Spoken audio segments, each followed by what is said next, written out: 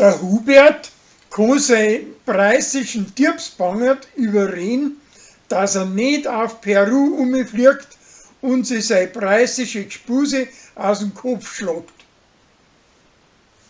Tina probiert für die Maya einen Lockenwickler raus, aber der taugt nix und grad mit mir und Not bringt sie ihm wieder aus die Haare raus. Die Moorschreiberin ist scharf auf den Charlie und holt ihm mit einem Trick in die Amtsstube.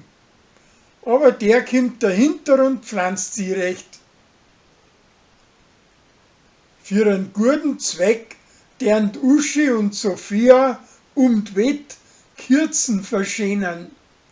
Aber am Ende links gleich auf.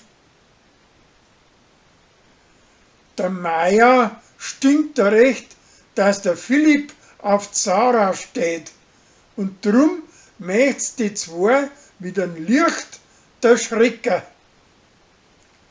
Sie verwechselt aber einen Schalter und stattdessen schalt's bei der Nacht um 3 Kirchenglocken ein.